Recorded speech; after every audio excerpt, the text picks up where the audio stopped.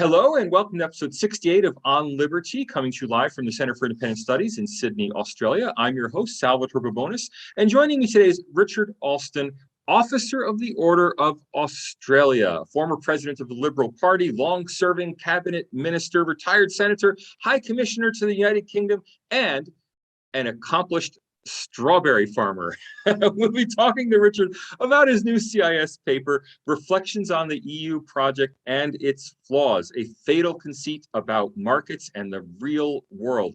Richard Alston, how are you? Salvatore, I'm well, thank you. I don't suppose it's politically correct, but I have to say I've probably had a pretty good pandemic.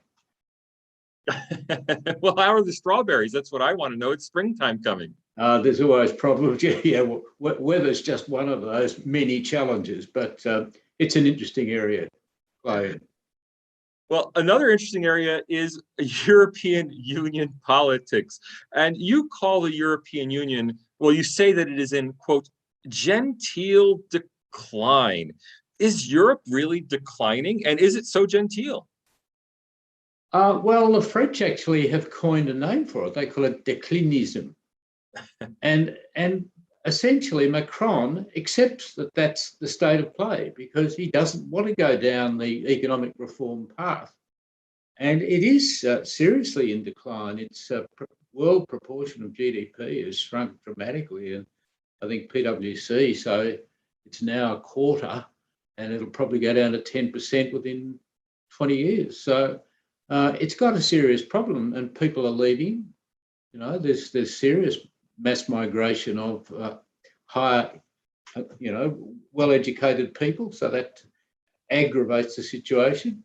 And of course, the birth rate's down for long-term citizens, but a lot of the new recruits, particularly from the Muslim community, have high birth rates. And they're not necessarily the leaders of tomorrow. So I think it's in very poor shape myself, and I call that decline, yes. But surely, now that Brexit has been accomplished and that British ball and chain, which was holding back further European integration, now that that's been severed, surely this must be a golden age for Europe.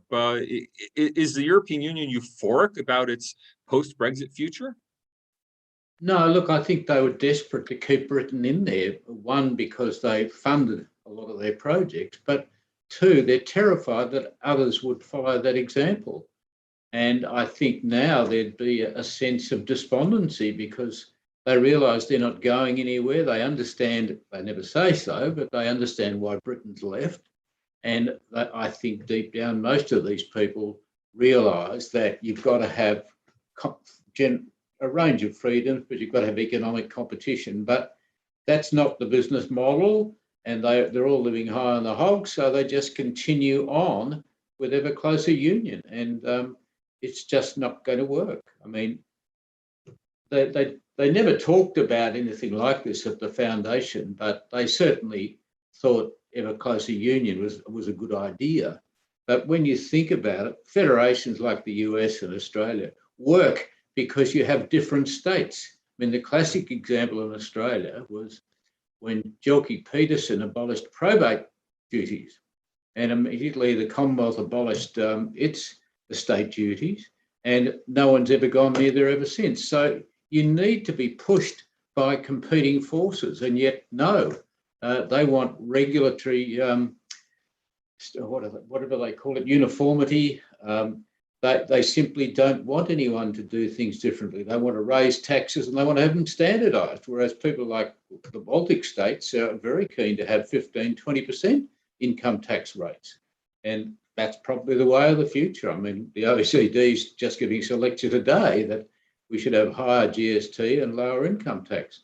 But none of those things which do drive reform are on the table for the EU. And I think that most people who study this closely would not be very confident at all about the model. I mean, it's the wrong way around. If you were ever going to succeed, you'd have to have done it up front with full political integration. But having started with monetary integration and then they abolished the primacy of economic reform, they're in a no man's land, really. They're never going to get there because nationalism, which they deplore, I mean, Einstein used to think it was the worst of all possible evils. And I think there's still a sense of that in Europe, whereas everyone else from the Pope down think that it's a very good thing to be proud of your country and to feel distinctive and to have cultural characteristics which are interesting to yourself and others. But the EU model would effectively do away with all that. I mean, they used to believe in subsidiarity, which meant making decisions at the level closest to the people. Now it's quite the opposite. Macron is a top-down man. He despises anyone else thinking about other ideas, and he has no sympathy at all for the masses, as far as I can see. You know, I'd like to pick up several threads from what you've just said, particularly on subsidiarity and on nationalism. But let me start with competitive federalism, because you give the counterexample to the European Union of the United States as a federal union and Australia as a federal union. But surely the European Union, which is composed of nominally sovereign states, has an even greater degree of local control or local autonomy than US states or Australian states. Is that not the case? Yes, because they're nation states. And that's why this model can't work, because you're essentially asking people to forget all about your own nationalism and pretend that there's only one country that matters. And I think in the polls they've done, it's something like 7% regard themselves as EU citizens. I remember a classic example. My wife and I were in Lisbon a few years ago when the World Cup was on, and the streets were just chock-a-block with people because Portugal was still in there. But as soon as Portugal lost, they all disappeared. No one was interested anymore. So nationalism is a very valid characteristic. I mean, you look at the Olympic Games, people are never going to say, well, really, I'm a European, but I used to be, French or German or whatever. They don't. We've all got a heritage, and it goes back some thousands of years. Now, you also mentioned subsidiarity, and I was interested to hear you bring in that exact word, because subsidiarity is a major element in Catholic thinking and Catholic intellectual thinking, political thinking. And you, in your paper, you highlight the very Catholic, social Catholic, but still Catholic origins of the European Union and its three leading lights having all been Catholic. So what can we see this transition away from subsidiarity in Europe as being connected to the transition away from Europe's Catholic roots in some way? I think you're absolutely right. Subsidiarity has always been a fundamental tenet of the Catholic faith. And we all understand why, because it's democratic, effectively. But the trouble with the EU project is that even the people who first came up with the idea, who were a couple of League of Nations politicians, French and English, they didn't trust people. They hated nationalism. They thought it was the cause of world wars. And from the very outset, there was this deceit. You know, we don't ever need to consult people. We don't have to bring them in on the project. And I wouldn't say this, but we'll lie if necessary. Juncker says it, of course. But and then you build on that. And I think the three principal founding fathers, who were probably all very decent, honourable men in every respect. But again, I think they would have had that same mindset that, you know, we are selfless strivers for Europe. We can be trusted. We'll get back to you later, sort of thing. And it just got further and further away. And as those very Christian people disappeared, they were replaced essentially by careerists. And worse still, certainly from my point of view, the Christian faith just got sidelined. So when they last came up with a reform of their constitution, they refused to even mention the Christian heritage. They just talked about, you know, humanitarian roots or, you know, whatever vague nonsense, because they're anti-religion. They're strident secularists. And again, it's not a healthy situation. And I think that's been pointed out by a lot of people, certainly the Catholic Church has made it plain from, but I think popes have said this. I mean, Benedict, certainly, who was a pan-European intellectual, he now deplores the fact that that they just don't seem to have any real spiritual content in their thinking anymore. And once you preference social model above economic model, you're asking for trouble. And that's where it's all gone off the rails, because there was a time in the predecessor bodies' constitutions where they did talk about the importance of economics. But when Maastricht came along in 91 and they brought in the euro, it got deleted. And suddenly economics wasn't primacy anymore. It became what the Germans had regarded under Adenauer as an economic miracle, where you had this social model. Well, now the social model runs the whole place. I mean, the trade unions are right at the top table. People are always worried that it's a bit like, the fetish about ESG now. Now, these are important concepts. We all want to have businesses run properly. They want to be governed responsibly. They want to be accountable to a wider constituency than their shareholders. But if you made ESG front and centre, I wouldn't be buying shares in that company, right? Because to me, that's not core business. And yet that's what's happened with Europe. They're never interested in economics. They're interested in social welfare. And social welfare just means ever more handouts and ever more protections. And protectionism has fallen out of favour everywhere, pretty much, because competition is the crucial element in economic prosperity. Now, we are a live show, and we're very proud to be a live show. We're very proud of our live viewers who come in and give us fantastic questions. I'm going to give a quick shout out to Anthony, Christopher, Chris, all already feeding questions unprompted into the chat box. So let me go to some of them. Christopher wants to know your views on Europe lacking democratic legitimacy. Well, it's absolutely right. I talk about a democratic deficit, but it's very fundamental, because it goes right to the heart of the whole project. I mean, the European Parliament is misnamed. Parliament's supposed to govern. They don't govern. The European Commission governs without any democratic legitimacy. It tells you what to do and how to do it. So at all levels, people are left out. They don't get a serious vote. If there's a constitutional reform, and I think we mentioned this earlier, but Jean-Claude Juncker was the classic example.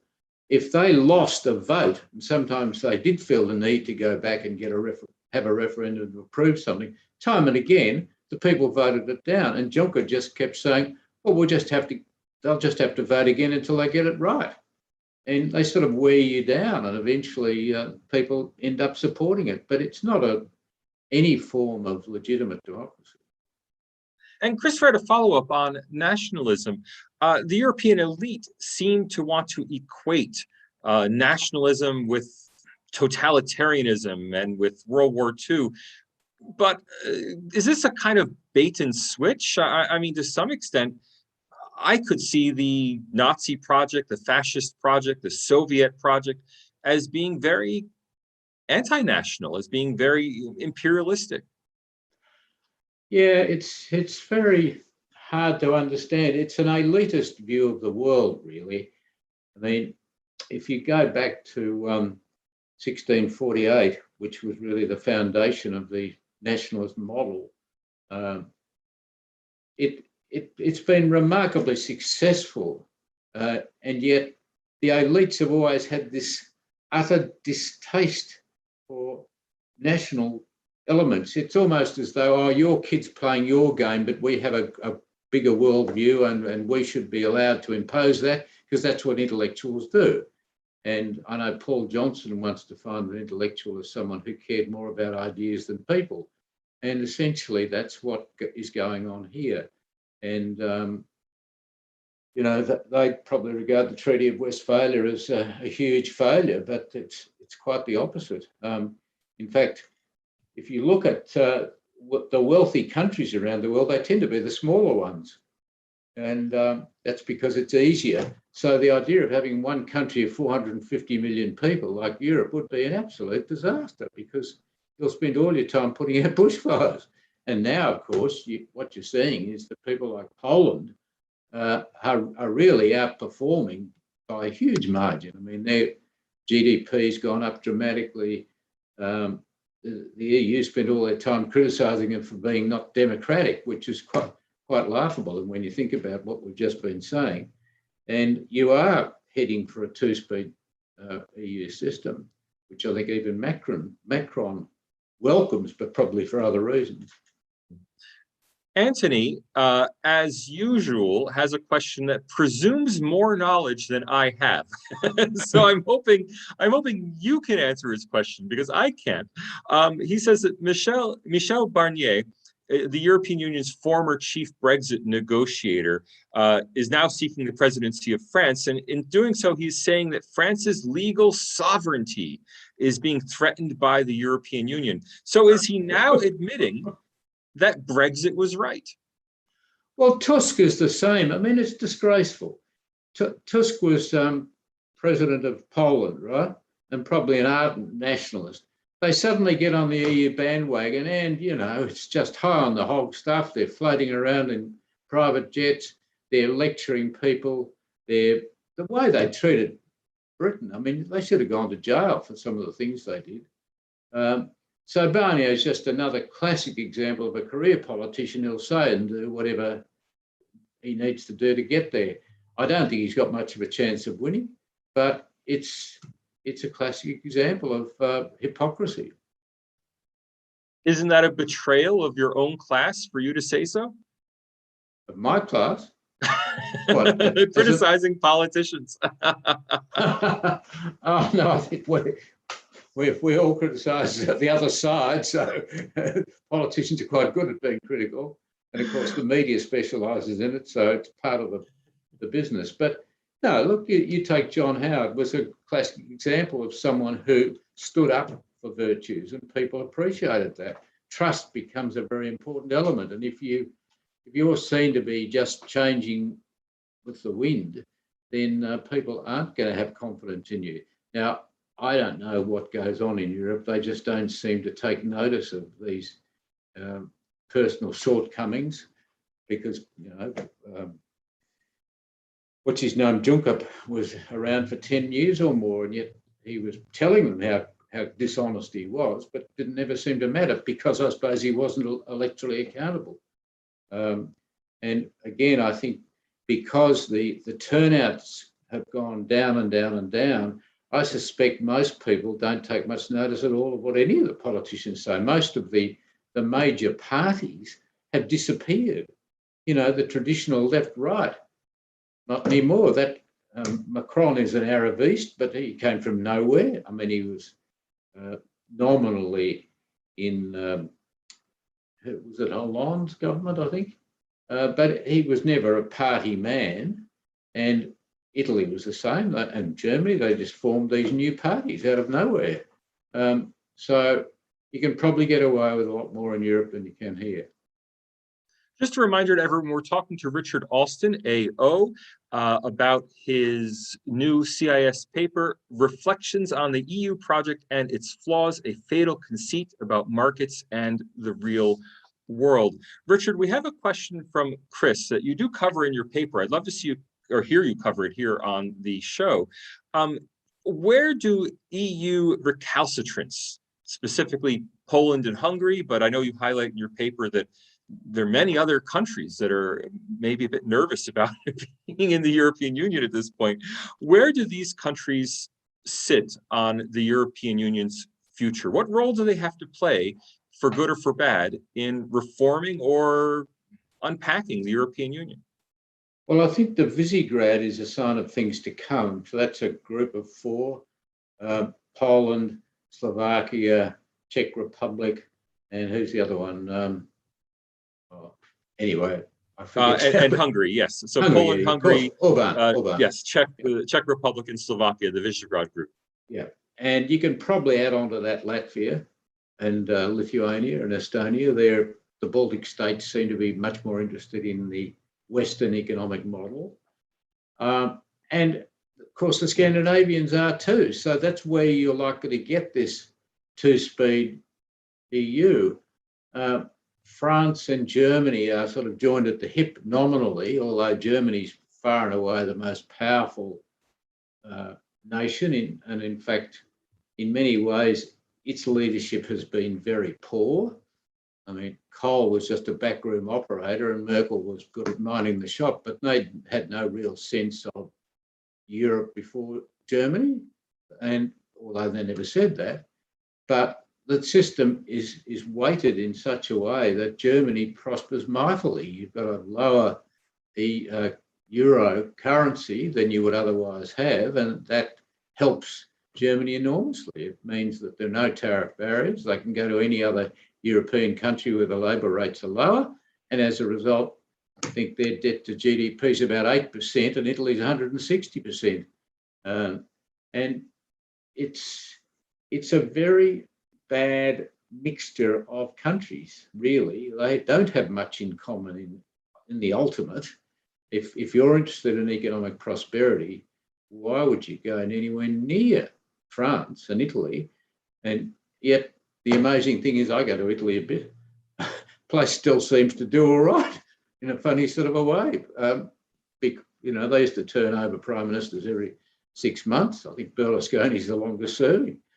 But it's a dysfunctional project. And I think the Visegrad Plus group are the hope of the side.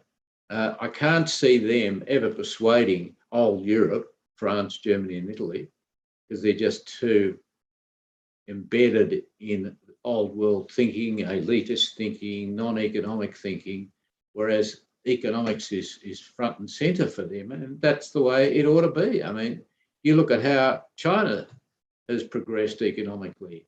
It's because that essentially they recognise that capitalism works. They never call it that. They call it China's characteristics, and it's a command economy in many respects. But the reality is you've got to have competition. You've got to have what Schumpeter called creative destruction.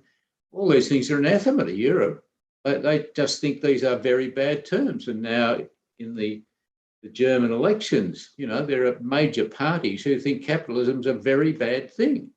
And the guy who's likely to win, he comes from a party that doesn't believe in it, well, supports nationalism of almost everything, nationalisation. So I wouldn't want to be living in a place like that. I can't help contrasting Poland's relative economic success, and especially during the Euro crisis, 2008, 2009, Poland flew right through that because, of course, it doesn't have the euro. It's retained its own currency, whereas neighboring countries like Lithuania, Latvia, Estonia, Slovakia suffered mightily during the euro crisis. Has Poland's decision to stay outside the euro given it the freedom to pursue economic policies that other countries that are tied to the euro maybe haven't had? Yes, but I think it's more than that. It's their worldview. They've seen, I mean, they suffered under various forms of communism. They were basically taken off the map for 50 years.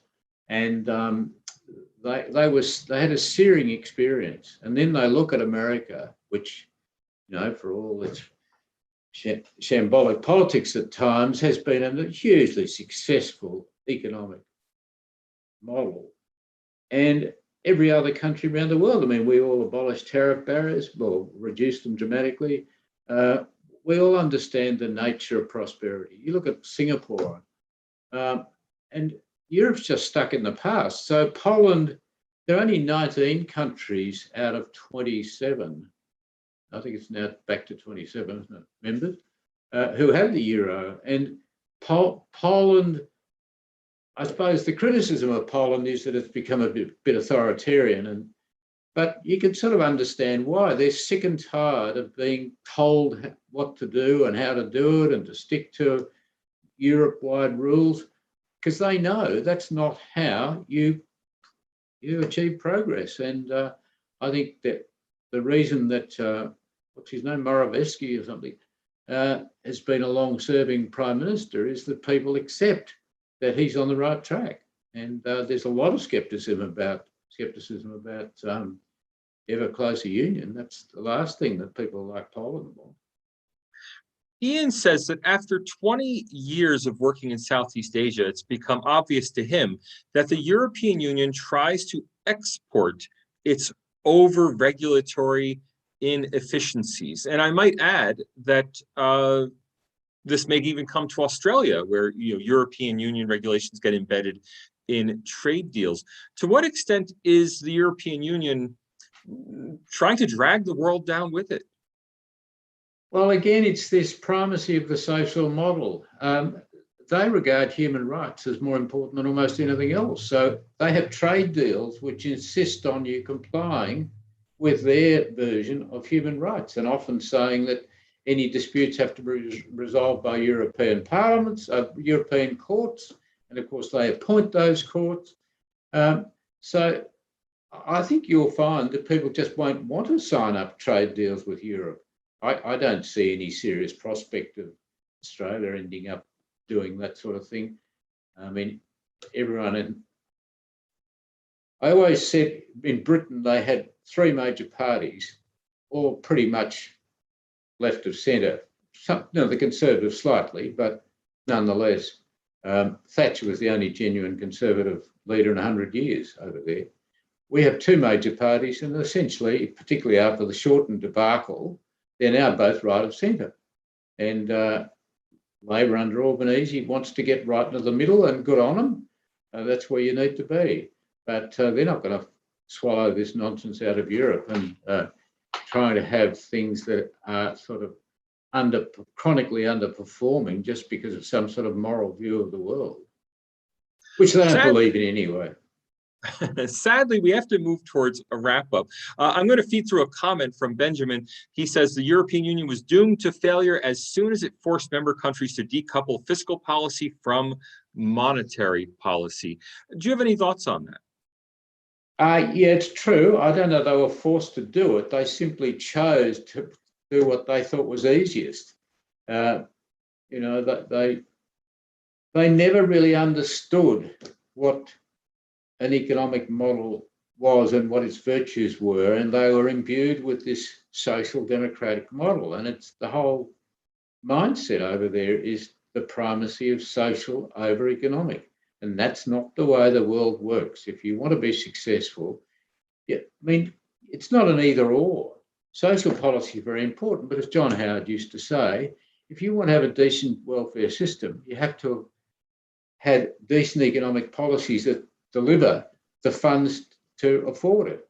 But in Europe, they don't really care about deficits, and yet they'll splurge ever more on better workers' rights and more money for this, that, and the other huge infrastructure projects. And it was as Bernard says, it was doomed to failure from the outset because it's a flawed model. Richard, I can't let you go today without pulling a couple quotes from your paper. You quote Jean-Paul Juncker, the recently retired president of the European Commission, a Luxembourg prime minister, I believe, former Luxembourg prime minister. Quote, "When it becomes serious, you have to lie." And quote, "I am for secret, dark debates." Now, it's very easy for us to take a figure like Jean-Paul Juncker and make him out as some kind of James Bond villain. He certainly plays the part very well. But to what extent do these indiscreet comments reflect the reality of European Union thinking? Well, there's this insufferable superiority complex. I mean, he would say, what's Poland complaining about? I got them a massive bribe to come on board. If Britain wants to talk to us, come here. I never go and visit these places. If they want something, they come to see me. And of course, his bottom line is there can be no democratic choice against the European treaties. They just had this blinkered mindset, which is driven by not really caring about the future. These guys aren't going to be around to pick up the pieces.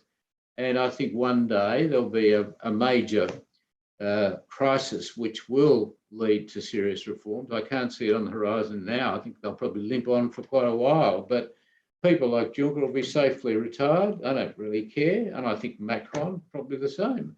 But there's no sort of, we talk about conviction politicians, and Thatcher was a classic example, and I think John Howard was to a fairly large extent too, because they had a vision of what they wanted to do, and it was a positive one. But there's no one in Europe that you would say isn't a careerist. They're just interested in, how do I earn a living? I'm happy to inherit the model. I'm happy to keep it going. I don't really care if it blows up. I won't be here. Richard Alston, thank you very much for joining us today. My pleasure, Salvatore. Good to talk to you. And I'd like to point everyone to his newly published CIS paper, Reflections on the EU Project and Its Flaws, a Fatal Conceit About Markets and the Real World. I'd also like to thank all of you for coming to watch today. Thanks to Nico Melian, our producer. Executive producer is Max Hawk-Weaver. The director of the Center for Independent Studies is Tom Switzer. Next week, our very own Peter Curti will be interviewing Greg Sheridan on cancel culture. We hope you will see us then on Liberty.